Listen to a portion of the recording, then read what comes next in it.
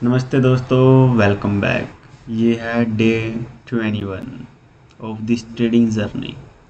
और इन 20-21 दिनों में मैंने ज़्यादा कुछ नहीं कर पाए, ना ज़्यादा प्रॉफिट बना पाए, ना लॉस किया। मतलब कि पर एक डिसिप्लिन ज़रूर मेंटेन किया है और कंसिस्टेंसी मेंटेन की है। अभी भी चल रहा है, देखते हैं क्या करना है आगे, क्या नहीं, कुछ होएगा या नहीं वो भी देखेंगे। पर सच में बोरिंग है बहुत ज़्यादा ये जर्नी, और फिर भी मैं इसको पूरा करने की कोशिश करूँगा। तो आज है डे 21। आज हम बात करेंगे एक साइलेंट अकाउंट किलर के बारे में, जो धीरे धीरे आपके अकाउंट को खाली कर देती है। उसे कहते हैं ओवर ट्रेडिंग, जिसके बारे में आपको पता भी नहीं चलता कि कब क्या हो चुका है।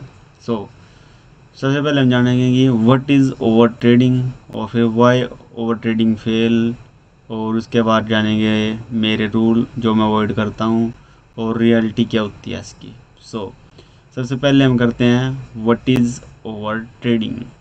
ओवर ट्रेडिंग का मतलब होता है ज़्यादा ट्रेड लेना बिना क्लियर सेटअप के। अगर मैं आपको दिखाऊं ज़्यादा ट्रेड लेना बिना सेटअप के। मान लेते हैं ये मार्केट ऊपर जा रही थी यहाँ से, और ऊपर जा रही थी। यहाँ से मार्केट ऊपर जा रही है, तो मैंने क्या किया, इस पॉइंट पर एंटर हो गया। एंटर होने के बाद मार्केट थोड़ी थोड़ी नीचे आई, तो फिर क्या किया, नीचे आ गई, तो मेरा एक ऐसा लग गया। उसके बाद दोबारा से मैंने देखा यहाँ पर बार बार मार्केट वो कर रही है, मैंने फिर यहाँ पर एंट्री ले ली इस पॉइंट पे। फिर उसके बाद क्या, मार्केट ने फिर मेरा एसएल खा लिया। उसके बाद मैंने फिर यहाँ पर एंट्री ले ली कि यहाँ पर ऐसे ही रिएक्ट कर रही है।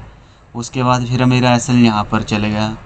एक ही साथ सारी ट्रेड करना, बार बार ट्रेड करना, उसे ओवर ट्रेडिंग कहते हैं, और जो अकाउंट को खाली कर देती है। अभी यहाँ पर मेन बात है, ये कंसोलिडेशन हुई। अभी देखते हैं, हैमर बना हुआ है, हैमर के नीचे का प्रॉपर लिक्विडिटी स्वीप है, और यहाँ से कुछ मूव चेंज हो सकता है। अभी देखते हैं इसको, पहले हायर टाइम फ्रेम पर देखेंगे, उसके बाद देखेंगे इसको। तो मोस्टली जो होता है एक तो लॉस रिकवर करने के चक्कर में, जैसे मैं यहाँ पर ट्रेड लेता रहा लॉस रिकवर करने के चक्कर में कि लॉस रिकवर हो जाएगा। एक होता है मार्केट मिस होने के फियर से, कि मार्केट जैसे कि मेरे से पूरा का पूरा मूव मिस हो गया, क्योंकि लास्ट नाइट जब ये ट्रेड निकला था उस टाइम मैं अपनी ट्रेड फिनिश करने के बाद, हाँ, फिनिश हो गई थी मेरी ट्रेड यहाँ पर। ये मैंने यहाँ पर ट्रेड ली थी, और मेरा ये वाला टारगेट था। तो ये वाला टारगेट था, ये नीचे का, सॉरी, ये नीचे वाला टारगेट था मेरा कि किस पॉइंट का, जो कि ऑलमोस्ट हिट हो चुका था यहाँ प्रॉपर।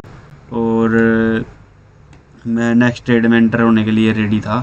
पर ये क्यों निकल गई, क्योंकि उस रात सारे पी रहे थे, बैठे शराब मदिरा पान कर रहे थे, तो इसलिए ये ट्रेड मिस हो गई। और मार्केट मिस होने के चक्कर में लोग क्या करते हैं, ज़्यादातर लॉस ही करते हैं। तो इस चीज़ को छोड़ो, कोई बात नहीं है, तो निकलेगी निकलेगी। अब नेक्स्ट जो पोजीशन है हमारी उसको देखेंगे, जो कि यहाँ पर बाल फिलहाल चल रही है, जिस पे देखेंगे, हमारा फोकस यहाँ रहेगा। ये 3-4 पॉइंट होते हैं जिनकी वजह से ज़्यादातर मार्केट में ओवर ट्रेड करते हैं लोग। और वह ओवर ट्रेडिंग फेल क्यों होती है उसके बारे में ज़्यादा करते हैं बात। ज़्यादा ट्रेड्स का मतलब होता है ज़्यादा गलतियाँ, ज़्यादा फीस लगती है, क्योंकि हर ट्रेड पर फीस लगती है, आप सभी को पता है, ब्रोकरेज देनी पड़ती है। तो ज़्यादा मार्केट में क्या होएगा, तो ज़्यादा गलतियाँ आएंगी, फीस ज़्यादा लगेगी, और इमोशंस आउट ऑफ कंट्रोल हो जाएंगे, आपके इमोशंस पे कोई कंट्रोल नहीं रहेगा। मार्केट का एक सिंपल सा रूल है, वो हर दिन अपॉर्चुनिटीज़ नहीं देती, ठीक है, हर दिन अपॉर्चुनिटीज़ नहीं देती। तो इसलिए ध्यान से ट्रेड करना चाहिए। कभी ट्रेड भी नहीं हुआ तो कोई दिक्कत वाली बात नहीं है, ठीक है। तो कुछ रूल्स हैं जो अवॉइड करने चाहिए ट्रेडिंग में, सिंपल से हैं। मैक्स 1 या 2 ट्रेड लो पर डे, 1 या 2 ट्रेड सिर्फ। अगर आपका लॉस हो रहा है दोनों ट्रेड में, तो आपके लिए मार्केट है नहीं, अपना सेटअप बंद कर दो आप। अगर आपका सेटअप नहीं है तो आप ट्रेड ना करें। लॉस के बाद ब्रेक लें, अगर आपका लॉस हो गया तो उसके बाद थोड़ा ब्रेक लें, उसके बाद देखें। ट्रेडिंग एक जॉब है, ना कि गेम है। इसे अपने प्रोफेशन की तरह करें, ना कि बस यहाँ लगा दिए पैसे वहाँ लगा दिए, ये सब मत करो। रियलिटी जो होती है ओवर ट्रेडिंग की, या जो रियलिटी होती है, जो असली ट्रेडर होते हैं वो क्या करते हैं। प्रोफेशनल ट्रेडर हर कैंडल पर ट्रेड नहीं करते, सबसे पहली बात तो ये होती है। वो दूसरा होता है वो वेट करते हैं जब तक उनका सेटअप क्लियर नहीं होता तब तक। वो हर कैंडल पे ट्रेड नहीं करते, जैसे कि अभी लगता है यहाँ से मार्केट अप जाएगी, ट्रेड कर ली, पर क्या पता कंफर्मेशन है नहीं है फिलहाल, तो कैसे ट्रेड ले लें। क्या पता है इस फेयर वैल्यू गैप में आके या इस फेयर वैल्यू गैप में आके नीचे गिर जाए दोबारा, तो कोई कंफर्मेशन नहीं है ना। तो इसीलिए जब तक आपका सेटअप नहीं क्लियर होता और तब तक आप वेट करो और हर कैंडल पर ट्रेड मत करो। तो आज हमें यही सीखा कि ओवर ट्रेडिंग हमने क्यों नहीं करनी चाहिए, क्या रूल फॉलो करने चाहिए। ये बहुत इंपॉर्टेंट है, छोटी छोटी बातें याद रखनी होती हैं ट्रेडिंग करते वक्त।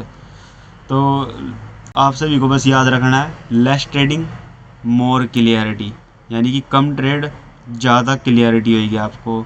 डिसिप्लिन ही एज है, डिसिप्लिन के साथ चलोगे तो डिसिप्लिन में ही आपका सब प्रॉफिट भी होगा आपका। जैसे कि आगे देखते हैं मेरा भी होएगा, ऐसी तो कोई बात नहीं है, बहुत ज़्यादा हो जाएगा।